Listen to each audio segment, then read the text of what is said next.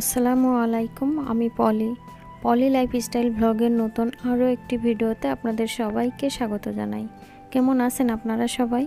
যে যেখান থেকে আমার ভিডিওটি দেখছেন আশা করি সবাই অনেক ভালো আছেন। আমরাও আপনাদের দোয়ায় এবং আল্লাহর রহমতে আলহামদুলিল্লাহ ভালো আছি। সকালের নাস্তা শেষ করেছি, নাস্তার পরের থেকেই ভিডিওটি স্টার্ট করেছি। কিছু বাজার এনেছিল, সে বাজারগুলো আমি একটু গুছিয়ে রাখছি। এখানে পাউরুটি এনেছে, এক প্যাকেট চানাচুর এনেছিল, এক প্যাকেট টোস্ট আর এক প্যাকেট বিস্কিট এনেছে। বাজারগুলো গুছিয়ে রেখে তারপরে রান্নার জন্য প্রস্তুতি নিচ্ছিলাম। সাথে কিছু কাঁচামরিচ এনেছিল, মরিচগুলোকে একটা ডালায় ঢেলে নিচ্ছি। এরপরে আমি এর বোঁটাগুলো ছাড়িয়ে তারপরে ফ্রিজে রেখে দিব একটা বক্সে করে। খাবারের যে বাজারগুলো ছিল সেগুলো উঠিয়ে রেখেছি। তারপরে রান্নার জন্য এখানে মুরগি এনেছিল, এখানে 4টা মুরগি এনেছে। তো মুরগিগুলো আমাদের সব সময় এভাবে চামড়াগুলো একবারে ফেলে দিয়ে তারপরে নিয়ে আসে, কারণ ড্রেসিং করা মুরগি খেতে নিজেদের কাছে একটু কেমন যেন লাগে, এ কারণে ওইভাবেই নিয়ে আসে। আর ওরা পিস পিস করেই কেটে দেয়, 4 খণ্ড করে দেয়। তারপরে বাকি কাজটা আমি বাসায় বসে করে নিই। ভালো করে ধুয়ে তারপরে ফ্রিজে উঠিয়ে রেখেছি। আর কিছু মুরগি নিয়েছি দুপুরে রান্নার জন্য। আমি কোটা বাছা করে রান্না অলরেডি উঠিয়ে দিয়েছি। এখানে উস্তে ভাজি করে নিয়েছি আর একটা তরকারি রান্না করছি, পাবদা মাছ আর পটল দিয়ে হাতে মাখিয়ে রান্না করছি। সাথে ডাল রান্না করেছি, আর মুরগির মাংস রান্না করব।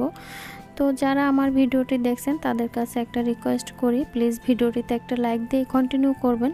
আর যারা নতুন আমার চ্যানেলে আজ প্রথম ভিজিট করছেন তারা চাইলে চ্যানেলটাকে সাবস্ক্রাইব করে পাশে থাকা বেল বাটনটি প্রেস করে আমার পাশেই থেকে যেতে পারেন।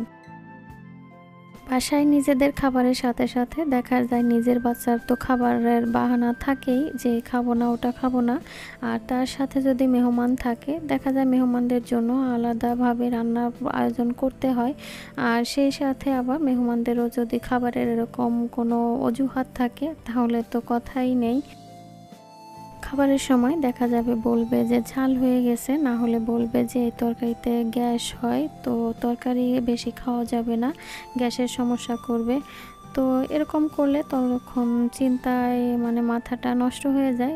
চিন্তা করতে থাকি তাহলে কি রান্না করব, কি রান্না করলে ভালো হবে, কি খাওয়াবো। তো আসলে যেমনটা খাবার নিয়ে চিন্তা, আর অন্য সাইড তো আছেই, সেটা নাই বা বললাম। বর্তমানে এমন একটা পরিস্থিতির ভিতর দিয়ে যাচ্ছে, মনে হচ্ছে নিজের উপর দিয়ে একটা ঝড় বয়ে যাচ্ছে। আর এই ঝড়টা অনির্দিষ্টকালের জন্যই বয়ে চলেছে, কখন কিভাবে কোন সময় যে থামবে আমি নিজেও বলতে পারছি না। তো যাই হোক, কথা বলতে বলতে আমি বেশ কিছু রান্না করে নিয়েছি। ডাল রান্না করেছি, পাবদা মাছ পটল দিয়ে হাতে মাখিয়ে রান্না করেছি, উস্তে ভাজি করেছি আর কচু ভুনা করেছি। কচুগুলা ভুনা করার জন্য আমি কচুগুলো আগের দিন রাত্রেই ভেজে রেখেছিলাম, জানি ভাজতে অনেকটা সময় লেগে যাবে, তো আমি সময়ের সঙ্গে পারবো না, এ কারণে কচুটা আগেই ভেজে রেখেছিলাম। শুধু আমি দুপুরের রান্নার সময় মশলাটা দিয়ে ভুনা করে নিয়েছি। এইভাবে যদি কচুটাকে ভুনা করা হয় তাহলে খেতে খুবই মজার হয়। আমাদের খুবই পছন্দের একটা তরকারি এই কচু ভুনাটা।